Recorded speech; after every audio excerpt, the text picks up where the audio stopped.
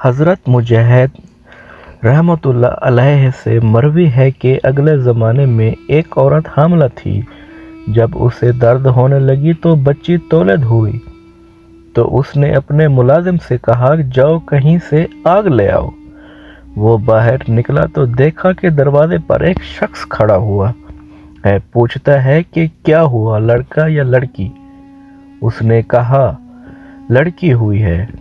سن یہ لڑکی 100 آدمیوں سے زنا کرائے گی، پھر اس کے ہاں اب جو شخص ملازم ہے اس سے اس کا نکاح ہوگا اور ایک مکڑی کی موت کا باعث بنے گی۔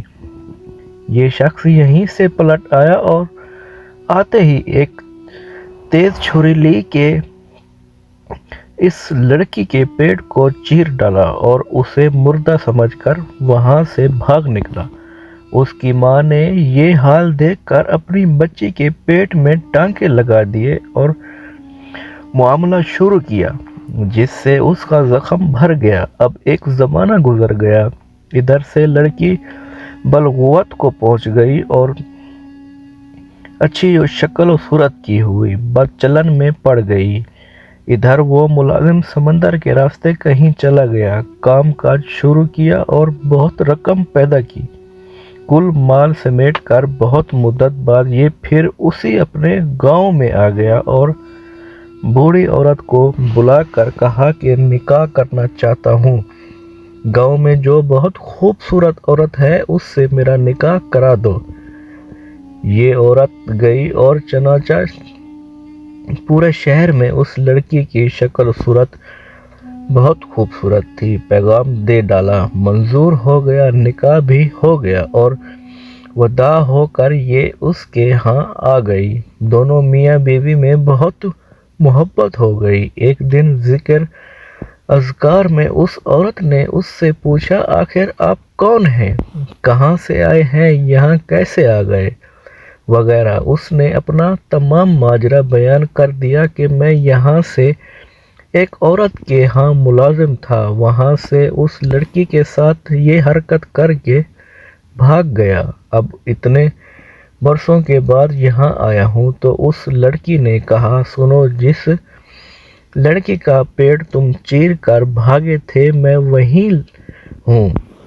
یہ کہہ کر اس نے اپنے پیٹ سے کپڑا اٹھایا اور اپنا زخم کا نشان دکھایا۔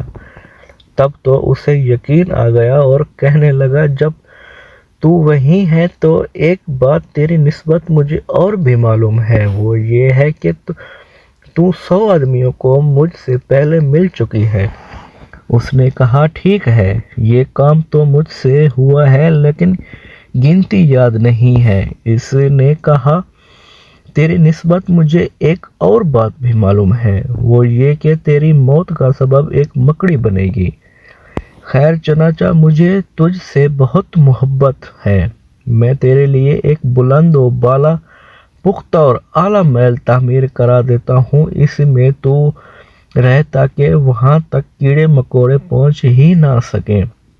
چنانچہ ایسا ہی ایک محل تعمیر ہوا اور یہ وہاں رہنے لگی۔